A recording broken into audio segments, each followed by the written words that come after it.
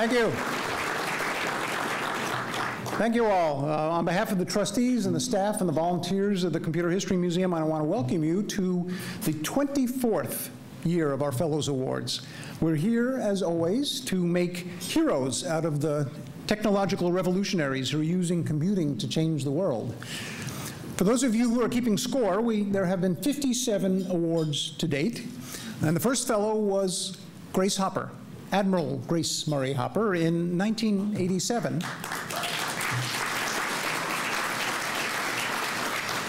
That, by the way, answers a question that I'm sometimes asked about whether a woman can be a fellow. Now, much as I love the Oxford English Dictionary, and I have all 20 volumes of it on my shelf, they have the definition of fellow wrong, and we have it right. Becoming a fellow helps to confer a kind of immortality on the recipient, to help make their accomplishments live forever.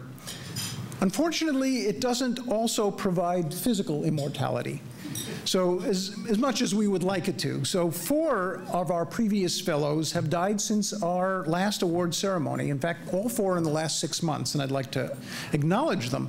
Ken Olson, who was inducted in 1996, died at the age of 84. Morris Wilkes, who was inducted in 2001, died at the age of 97. Paul Barron, inducted in 2005, died at the age of 84. Jean Bartik, 2008, died at the age of 87.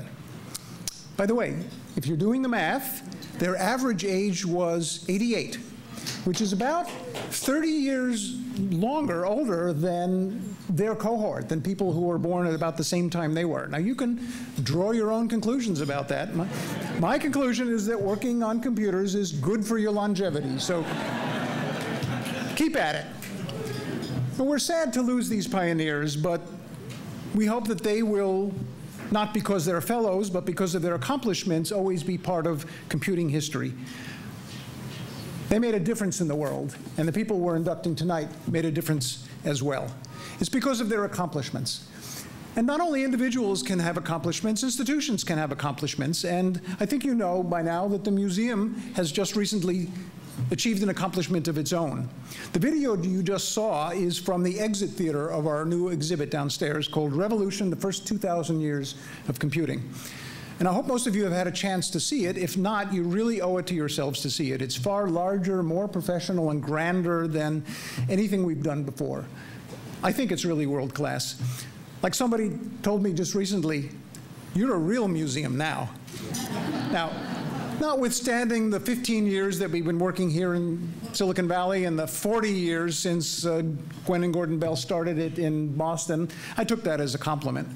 But it does lead to the question, what do we do next? Right now that we have this great exhibit, we're done, right? Not a chance. Right? The vision has always been to create an institution that includes multiple goals: collecting, exhibition, interpretation, and research. We also want to build an institution that will live forever, which is why we're working hard to build an endowment that's standing now at $30 million and growing, and I'm happy to say has entirely recovered from the recession in the last few years. This past Thursday, the Board of Trustees had an off-site meeting to explore the content areas that we want to focus on for the next few years. Some of them are obvious, like software and the web, and what new collecting we want to do, what new research, what exhibit projects we want to do. There are plenty of opportunities to do things that nobody else is doing, and it'll be fun to pick our next targets. So stay tuned for the next act. There will be more. There'll be more activity. I want to thank you all for being supporters, and thank you for being here today to celebrate this year's Fellows. It's my great pleasure now to introduce the dynamic, passionate, and energetic CEO of the Computer History Museum, John Holler. Please welcome him.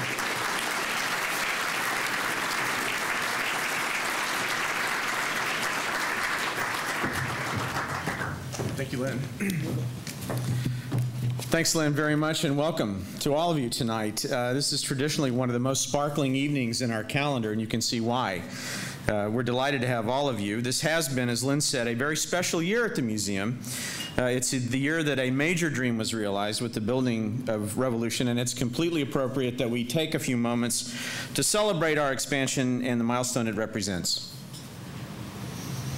Okay, that's enough of that. Now it really is on to the next phase. Private companies think like this. They hit a milestone, they take a moment to mark it, and then they move on. It's rare in my experience to have a museum adopt that same strategy, and yet here we are, barely 3 months into the transformational opening of Revolution, and we're already looking to the future. We're able to do that, I think, for 3 reasons. First, we're especially fortunate to have Lynn Shestak as our chairman. When your chairman doesn't slow down and he says we're on to the next thing, you don't slow down, you move on to the next thing. Second, we are definitely a child of Silicon Valley. The culture permeates the museum just as it does almost everywhere. If you look around the room tonight, you see people that you know, legends, creators, builders, innovators. It starts here with the culture of the Valley. It continues on through our board. It radiates out from there. And finally, I think we have the great platform of our mission, which is to inspire others through the history and stories and lessons learned from the accomplishments of people like the Fellows Class of 2011. They and all the 57 current fellows have changed the world forever and for better.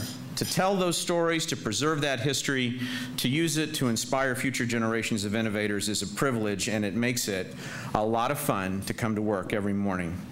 Fellows represents the hard work and support of plenty of people, and so I would like to take just one final minute to say thanks to them as well. First, along the lines of hardworking trustees, the board that Lynn has so skillfully put together, a special thank you goes to Ike Nassy of SAP Labs. Ike serves as, absolutely. Ike serves as the chairman of the Fellows Nominating Committee, which is a big job, but it always produces great results, and this year is no exception. Ike, thank you. Thank you also to Cynthia Holliday, who is our overall chair of the Fellows Program. I'd like to thank our Master of Ceremonies, Laura Seidel of NPR. I'll be welcoming you in a bit more formally, Laura, but for now, let me just please say thank you and welcome. I want to also thank our sponsors. We have a number of enormously generous lead sponsors tonight. Eric Schmidt, Vinod Khosla, Andy Bechtelsheim, Kleiner Perkins, Caulfield & Byers, and Yahoo.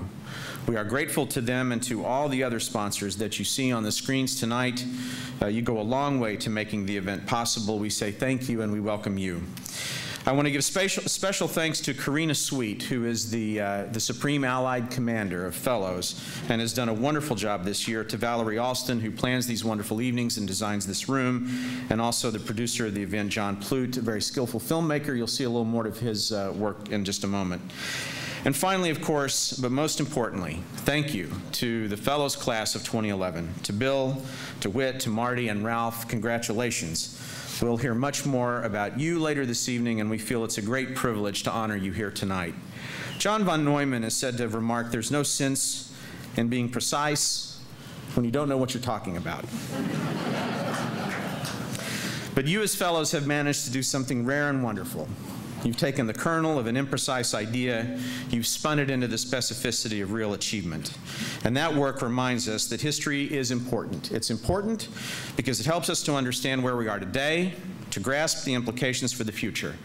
You and the large circle of fellows help us and inspire us and do so much for us every day with that work. We'll hear more about you and celebrate you more in just a few minutes, but now it's simply my pleasure to welcome you, invite you to join your dinner, and the program will continue in just a while. Thanks, everyone, and welcome.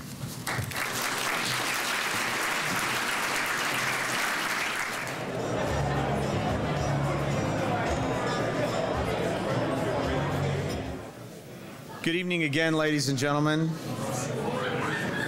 Isn't it always the case that you throw a great dinner party and an awards program breaks out right in the middle of it? That's often the way things go. That's another film from our Revolution exhibition. And as it closes, it says we're living through these amazing days when computers change the world. And if it's true that computers have changed the world, then certainly the people behind computing are the world changers, if not the world beaters themselves. And that's what Fellows is all about. It's the Cooperstown of computing. The complete list of recipients is in your program. You'll also find extended profiles of the pioneers that we're honoring tonight. Now, each year is one of our Fellows' traditions. As you can see from the evening this evening, we like to make films about computing and computer pioneers. We take oral histories of all of the pioneers every year when they're named. The oral histories are really a staple of the work here at the museum. We've taken more than 500 oral histories of industry pioneers and legends so far from all around the world, and we do about 75 to 80 new oral histories a year. And in a moment, you're going to see some of the highlights of the oral histories we took of these fellows. So if you came tonight to hear stories of achievement, you're not going to be disappointed. But the other thing that you are going to hear may surprise you. It always surprises me, and yet it happens again every year. It's a story of genuine humility, because viewed through their eyes, great accomplishments often come off as matters of timing or circumstances or luck. They're extremely generous. They always credit other people, not themselves. They don't know what it's like being up on a pedestal because they're too busy down in the trenches with their sleeves rolled up. Now you're going to see the fellows presenting a little bit of their formal selves, and I got to see that too, but for me, I'm always going to remember about this class the little things that we saw about them behind the scenes. So for example, after Bill Joy finished his taping and the cameras were off, he came back and said, "I'd like to turn the cameras back on because I want to make sure that I say something where my family gets proper credit." We got to see the special bond that exists between Whit Diffie and his wonderful wife, Mary. Mary stood just off camera for most of the time that Whit was being taped, and she was prompting him throughout the oral history. And sure enough, Whit would, if you know her, you know, and sure enough, Whit would stop and he would say, "Yeah, you know, that's right, let's do that again." It was Martin Hellman writing to me very early on in the process and saying how pleased he was that Ralph Merkel was included on the team that created something that is going to be known forevermore as the Diffie-Hellman key exchange. So it's a wonderful thing to me to rediscover year after year that such achievement is accompanied by such modesty and such generosity. And it's reminiscent of the famous quote from Albert Einstein, who said, "I have no special talent, I am only passionately curious." Our host for the awards this evening is someone who spends a lot of time reporting on the passionately curious people just like our four fellows. She is the digital culture correspondent for NPR, Laura Seidel. Now, you hear Laura regularly on NPR's Morning Edition and Weekend Edition and All Things Considered. She reports on the roots and impact of digital technology from a social perspective, and she is just as at home here in the Valley as she is from her base in San Francisco. Her colleagues in Washington are deeply jealous that she gets to report on things from out here in this part of the country. She's become a regular on our stage. She most recently hosted an evening on the human needs underlying the explosive phenomenon of social gaming with Dr. Jane McGonigal, and then she took Stephen Levy through his revealing new corporate biography of Google, the book called In the Plex, How Google Lives, Works, and Shapes Our Lives. So we're delighted to welcome her back to the stage tonight, and she's going to be the host for the Fellows Awards. Ladies and gentlemen, please join me in welcoming Laura Seidel.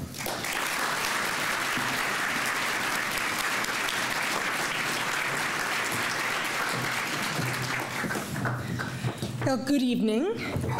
It is a great pleasure to be here with you, because actually it's the only way I could get in was as an MC. I work for public radio. I couldn't have afforded a table, so.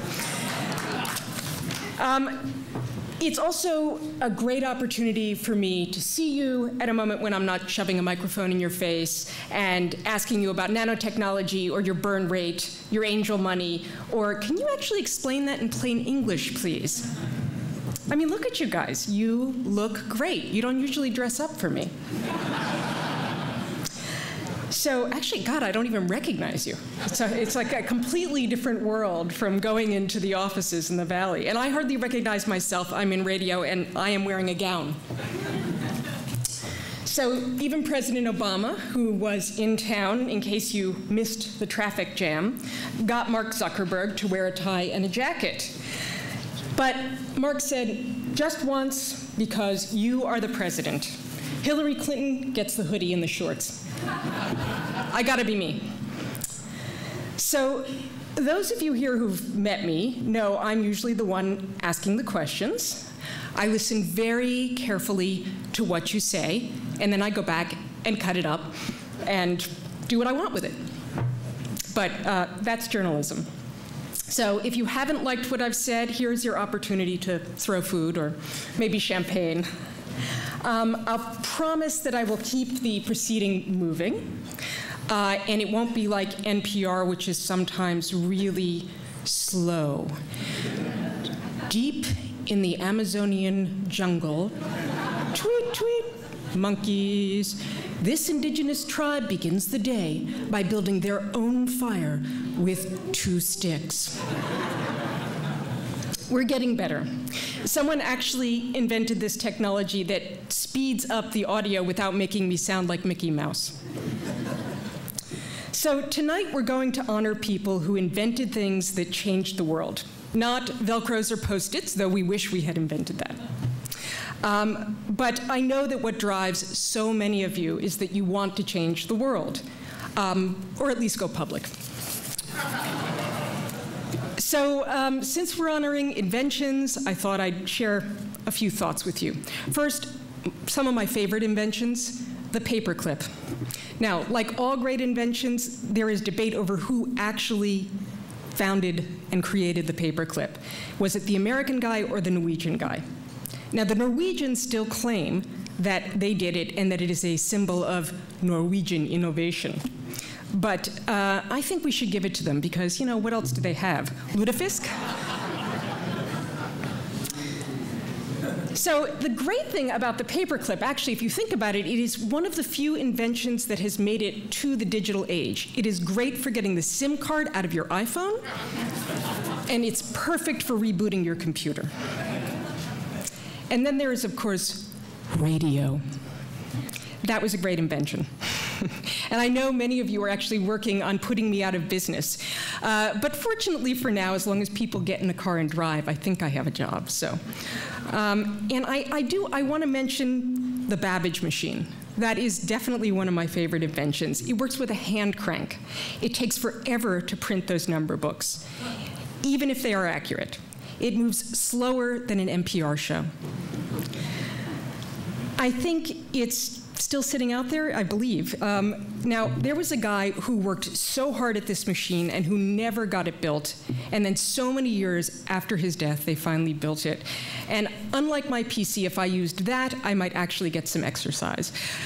He was an incredible visionary, and like so many of the people that we are honoring this evening, incredibly determined. There's a couple things that I'd like you to work on for me as well. I would like to have a Bluetooth headset that is just a chip, right, implanted in here, so I don't have to look like a nerd while I'm walking around. No offense. I just got back from LA, and I had to lug my oversized roller bag around. What I'd really like, if you could work on this, is a bag that just follows me around. You know, I get in the plane, and then it just flies right up into the overhead bin. That would be great, but that's transitional. What I really want is the transporter. I know there must be Star Trek fans in this audience, right? Yes, yes, all right? You know, I mean, airplanes are absolutely, they've just gotten so dreadful. It's like going on a Greyhound bus in the 50s, right? They kind of smell, the people are loud and icky, the children cry a lot, the seats are crummy, and that's just first class. So, you know, but please make sure if you do invent the transporter, make sure that when I get there, my arm is not, you know, coming out my ear or something. You got to get this one right. And then there's something I don't want you to invent, which is I don't want a machine that reads my mind. I do not want to be connected to the Matrix. Thank you. You should see these thoughts. They belong with me. So now let's get to what brings us all here tonight, the awards. Our first recipient is one of those people that everyone in technology knows, Bill Joy. I think he has some 40 patents to his name. He is a pioneer. He's also one of those people that if I had to describe what he has done on NPR, it would really take some work to get everybody to understand the subtleties of his work, that it's not Linux, it's Unix, and it's still important, and what Sun Microsystems has done. I suspect that in the public mind, Bill Joy might be remembered mostly for raising fears of gray goo. Ever since you wrote that article, I have been worried about gray goo eating my house. Bill Joy is being honored for his early work on Unix and BSD. He helped create software that let academic institutions share information between their computers, and he helped lay the early foundations for the internet. And he did all of this while a student at UC Berkeley, and I don't know if you wore a hoodie. He then went on to found Sun Microsystems, which brought us some of the first high-powered desktop computers. So for the first time, people could work on a computer without having to share it with others. And we know where that's taken us. So now I believe we have a film that will tell us even more about Bill Joy.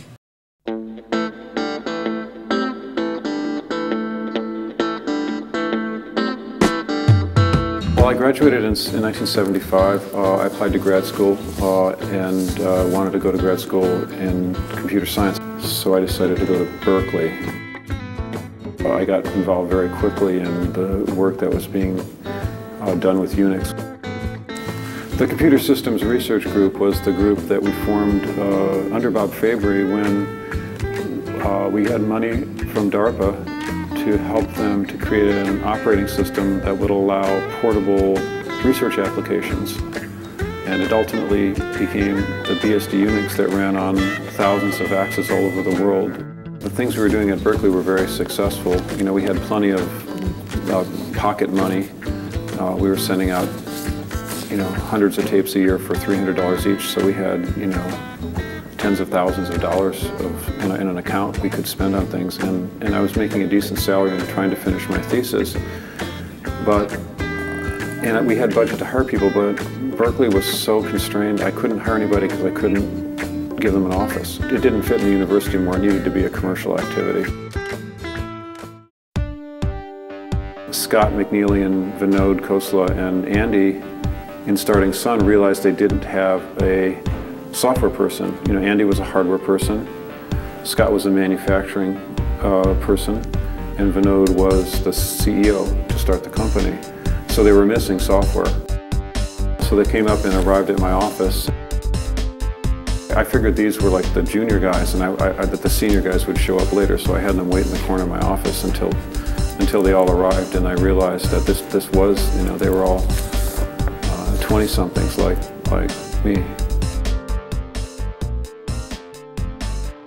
Sun's creation of the notion of workstations, which allowed people to have really powerful computers in the 80s to do engineering and scientific computing at the desktop. That was a really big deal.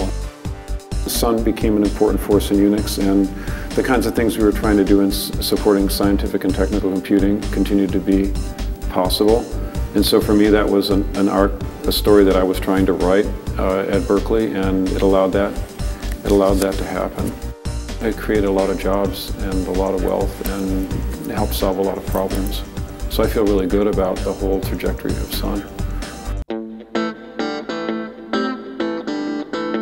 Well, what I do now is I look for transformative technologies for sustainability and people with scientific advances that seem nonsense when you first look at them because they're so amazing. Radical new ways of taking wind energy or tidal energy or geothermal energy or solar energy so that those things can be cheaper than the incumbents, cheaper than coal, cheaper than the grid, so that they can go viral, essentially. They can be so inexpensive that they'll be widely adopted and change our environmental footprint. That's our dream. Bill Joy is a 2011 Fellow Award honoree for his work on the Berkeley Software Distribution Unix system and as co-founder of Sun Microsystems. Congratulations.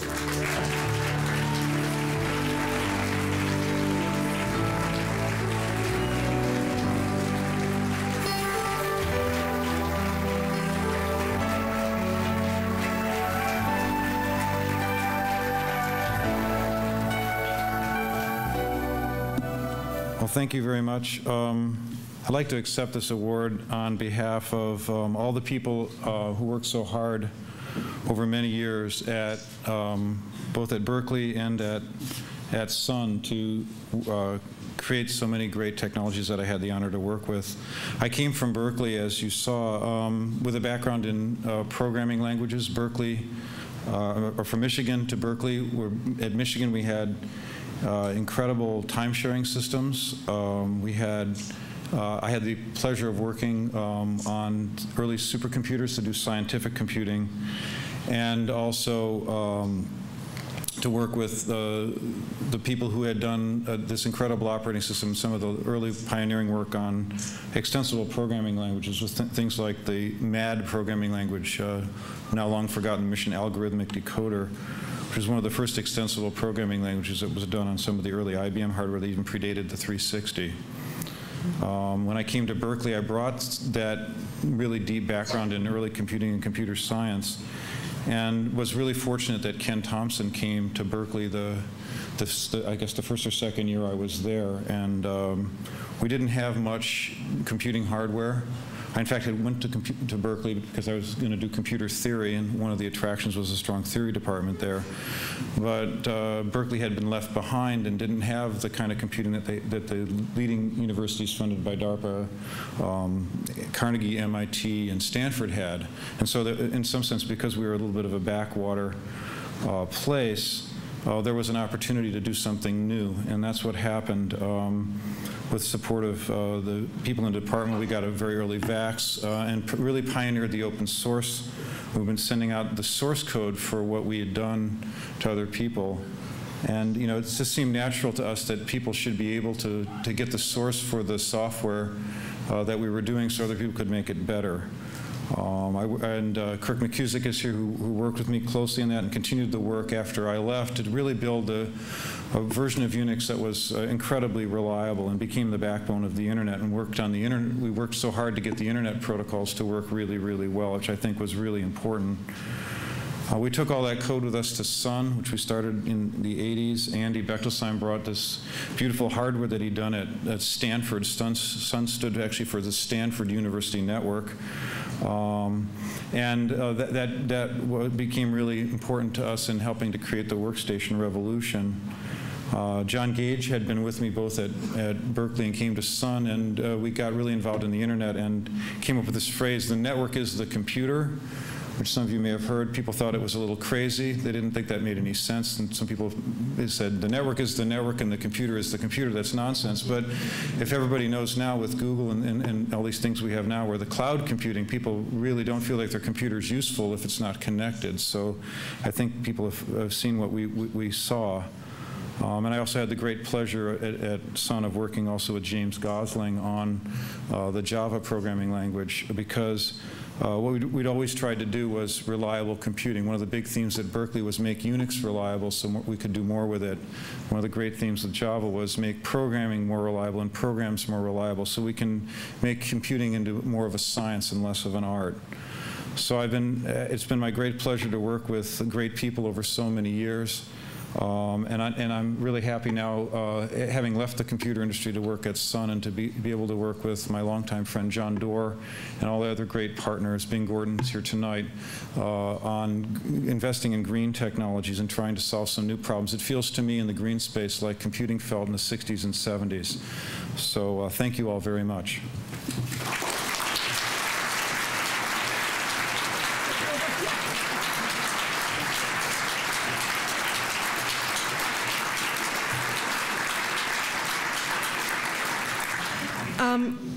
Our next award recipients, these guys have made it possible to protect information that we send across the net from prying eyes for their work on public key encryption. Our award recipients are Martin Hellman, Ralph Merkel, and Whitfield Diffie. I have to say that what amazes me about these guys is the pure obsession with keeping secrets. Whit Diffie says he got interested in this stuff when he was 10 years old. That's incredible. And I kept wondering why. I mean, was his mother snooping in his room?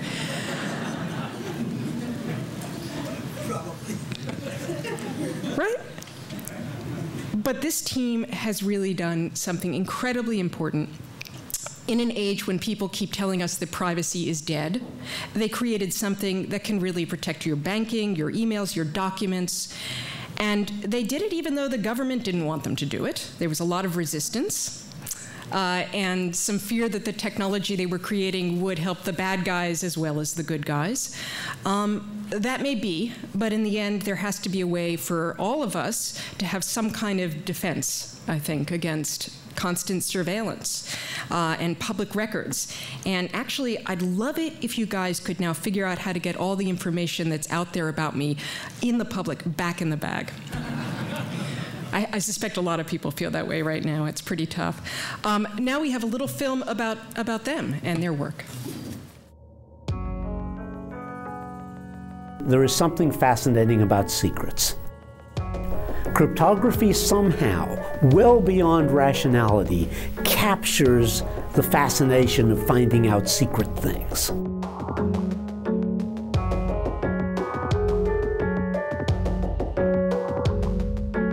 My colleagues uniformly told me I was crazy to work in cryptography, and they had some good reasons. NSA had a huge budget. How could I hope to discover something they didn't already know? They'd been working on it for decades, and if I did anything good, they would classify it. I was in the 5th grade, and my teacher, Mary Collins, taught us about an afternoon on cryptography, and I got interested enough, I got my father to get me all of the books in the City College Library. I was an undergraduate at UC Berkeley taking CS 244, which was a computer security course, and I was trying to develop a quarter project. I taught at MIT from 1969 to 1971, and Peter Elias, one of the original contributors to information theory, gave me a paper by Claude Shannon, the father of information theory, that made it clear that cryptography was a branch of information theory, and that what I'd been studying in my PhD and soon afterward was applicable. But in the late 60s, I decided it was important, and I began trying to talk other people into working on cryptography. When I was at Yorktown Heights visiting Feistel and the IBM crew working on cryptography, Whit Diffie came through a few months later saying roughly similar things. Conheim was very secretive. He only told us one thing, and since then he wished he never said that. He said, you know, I can't tell you anything. We're under a secrecy order here. But my old friend Marty Hellman was around here a few months ago asking about this. I couldn't tell him anything either, but you know, 2 people can work on a problem better than 1. So when you get back out to Stanford, you should look up Marty Hellman. And so Whit did, and I set up a half-hour meeting with him that ended up ending at 11 o'clock or 11:30 that night. He stayed for dinner. I mean, it was really a meeting of the minds. Well, there was a person in the class that I was taking, CS 244, and he also was interested in cryptography, and as it turned out, he was in touch with Whitfield Diffie and Martin Hellman. And when we met Ralph, it was the same thing. I mean, clearly another fool, another person crazy enough to work in this area with lots of good ideas. And by the time we met him, we each had been working on trying to develop public key cryptography. At that point in time, of course, no one thought this concept was possible. When we developed what is now usually called Diffie-Hellman key exchange, although I've argued it should be called Diffie-Hellman-Merkle key exchange if you put names on it, Ralph had a separate paper he'd already submitted to the communications of the ACM, and so the first 2 key papers were published separately because he had done his work independently of us. And Marty's of nothing if not a very good talent scout. And he immediately perceived Merkle's problems as a graduate student at Berkeley and got him to transfer to Stanford and found funds for him. And so from, I guess it's approximately the summer of 1976, the 3 of us, but particularly the 2 of them, worked together. The big advantage of public key cryptography is that it eliminates the couriers.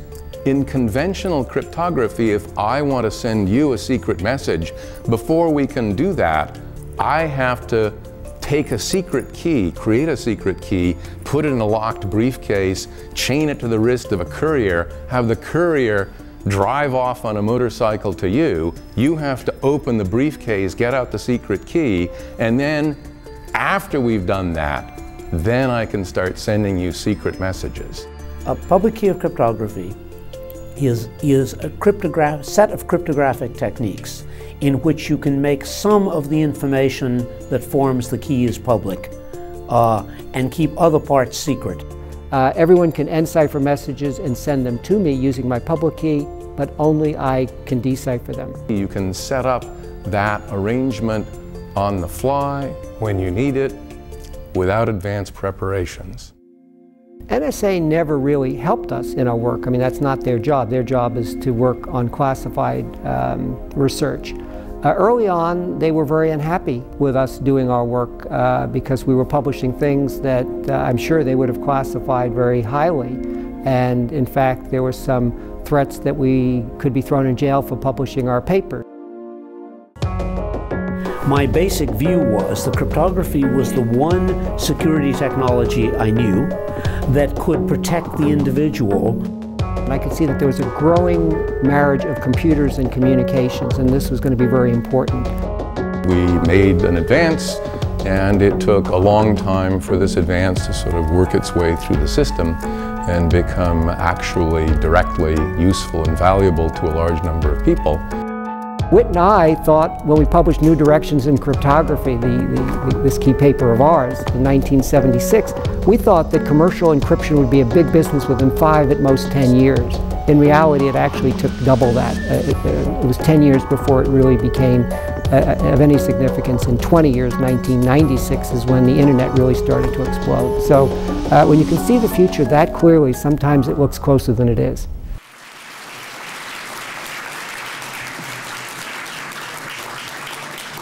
I had the pleasure of meeting these guys before, and I feel like they could come up and sing you all a tune. They were so kind of together, like a barbershop quartet. So the 2011 Fellow Award nominees, the cryptography team, Whitfield Diffie, Martin Hellman, Ralph Merkle, for their work on public key cryptography. Congratulations.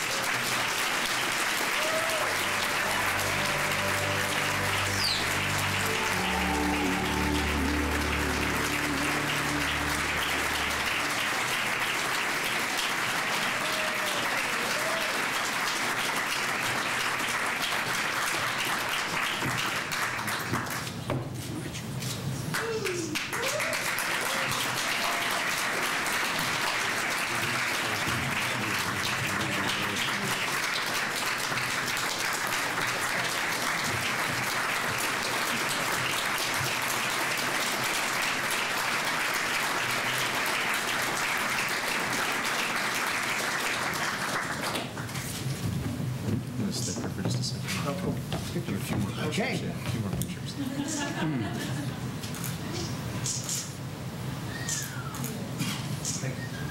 Great. You.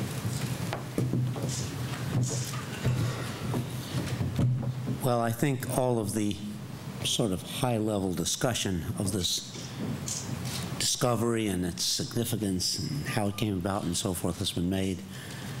I want mostly to credit a variety of people who aren't the unnamed defendants in this matter. The first is my wife, Mary Fisher.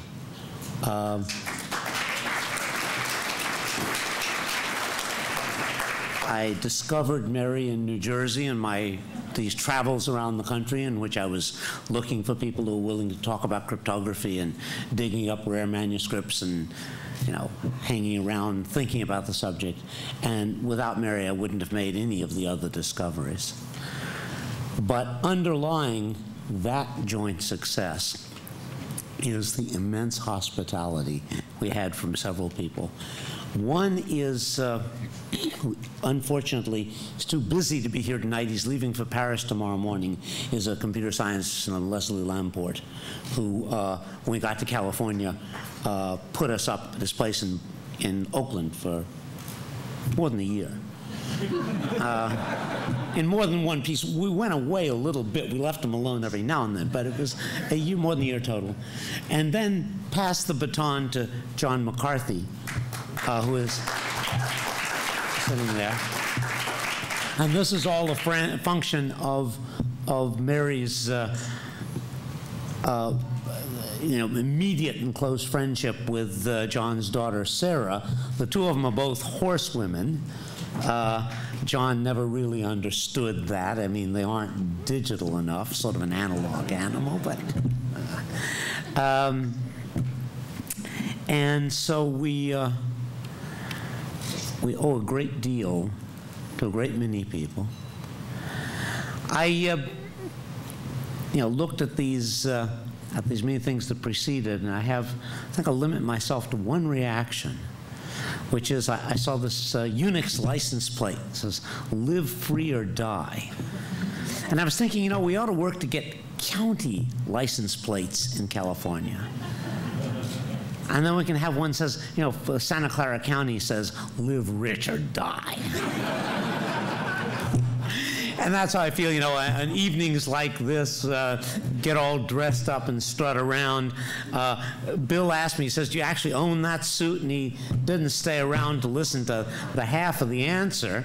I said, yes. Oh my God, I just rent mine. I said, yeah, I had mine made by Eric James, the last tailor of the Duke of Windsor, on the pattern of a suit the Duke inherited from his father. But what is computer science without some triviality?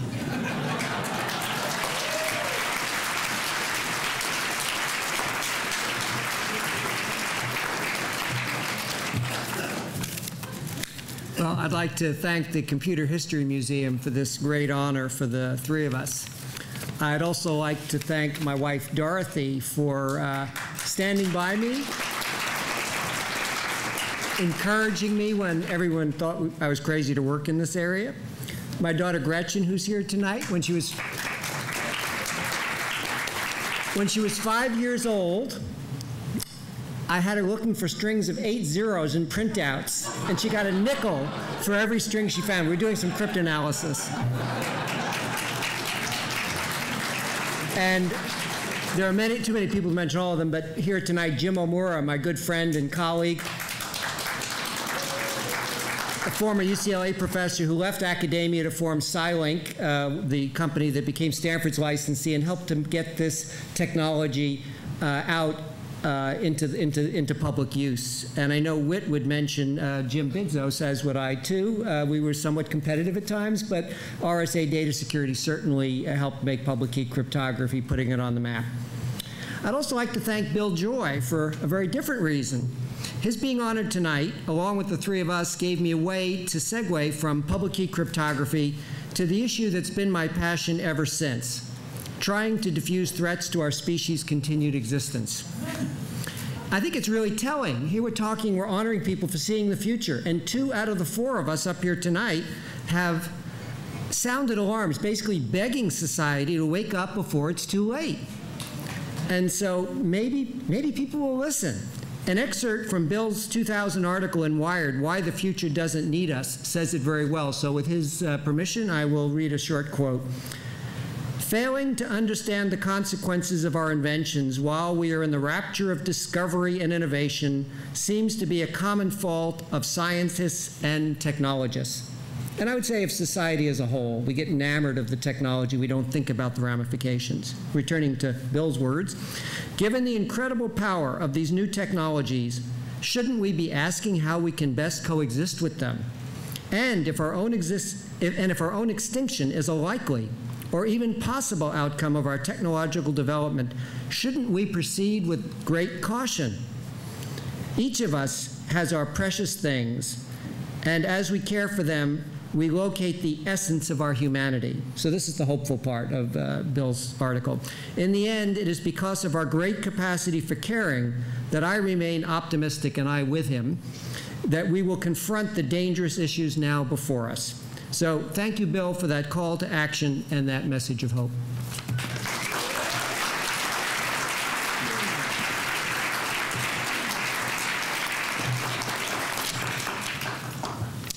Well, first of all, I'd like to say it's a very great honor to be chosen as a fellow of the Computer History Museum, and one that I little realized was in my future when I first started thinking about some rather esoteric problems in security.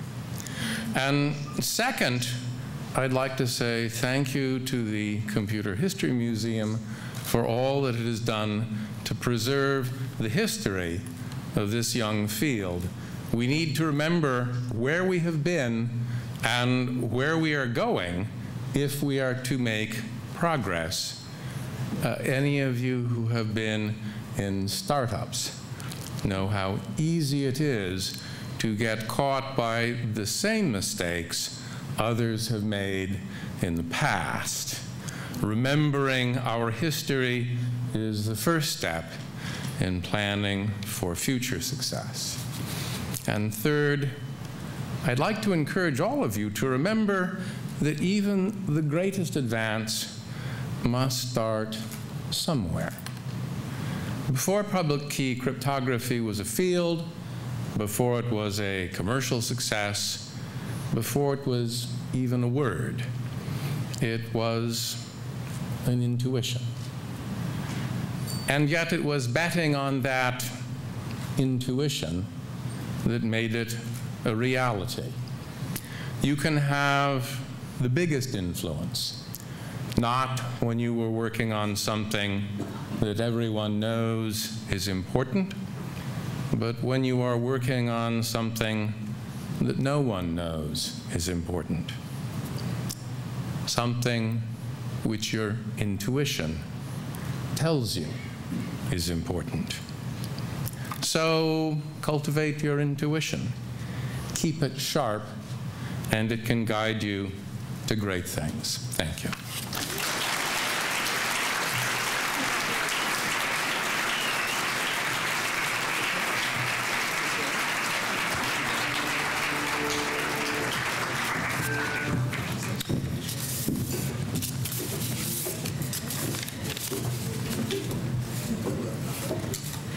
So in signing off today, I'm going to end on my own slightly serious note. Silicon Valley is the hub of so much, and you are all so fortunate to have interesting and lucrative work. And I know many of you want to use those skills to help the country out of tough times, make life better, find greener products and cures for diseases. And I want to thank those of you who take your good fortune and share it. And so for the next 20 minutes, if you'll just call and become a member, we've got these lovely gifts for you. Just kidding. It's programmed into me. It's the NPR chip. It's hard to get out of the habit of begging for money. Thank you so much, and good night.